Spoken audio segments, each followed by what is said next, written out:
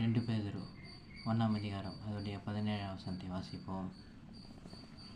இவர் என்னுடைய நேசகுமாரன், இவரிடத்தில் பிரியமாயிருக்கிறேன் என்று சொல்லுகிற சத்தம் உன்னதமான மகிமையில் இருந்து அவருக்கு உண்டாகி, பிதாவாகிய தேவனால் அவர் கனத்தையும் மகிமையும் பெற்றபோது என்று சொல்லப்பட்டிருக்கிறது. நாம் ஒவ்வொருவரும் இத்தகைய சாட்சியை பெறுகிறவர்களாக இருக்க வேண்டும், காணப்பட வேண்டும். அது மாத்திரமல்ல, நாம் ஒவ்வொருவரும் அவருக்கேற்றபடி அவருடைய சித்தத்தின்படி செய்யும் பொழுது நாம் அவருடைய நேசகுமாரர்களாய், நாம் அவருடைய பிள்ளைகளாய் இருப்போம், காணப்படும். தேவன் நம்மை நோக்கி இவர் என்னுடைய நேசகுமாரன் என்று அவர் சொல்லுவார்.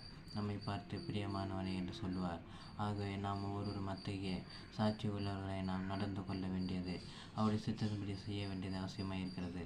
அது மாத்திரமல்ல, நாம் இத்தகைய சாட்சியை பெற வேண்டுமென்றால் நம்முடைய கிரியைகளும் நம்முடைய செயல்பாடுகளும் நம்முடைய குணாதிசயங்களும் மாற வேண்டியது, கிறிஸ்துவுக்கு ஏற்றபடி மாற வேண்டியது. கிறிஸ்துவின் சுபாவங்கள், தன்மைகள் நமக்குள்ளிருந்து செயல்பட வேண்டியது, வெளிப்பட வேண்டியது அவசியமாக இருக்கிறது. அப்பொழுதுதான் நம்மை நோக்கி பிதாவாகிய தேவன் நம்மை பார்த்து சொல்லுவார், இவன் என்னுடைய நேசகுமாரர், இவனில் நான் பிரியமாக இருக்கிறேன் என்று சொல்லி நம்மை பார்த்து சொல்லும் பொழுது அது பெரிய காரியமாக இருக்கிறது, பெரிய விஷயமாக இருக்கிறது.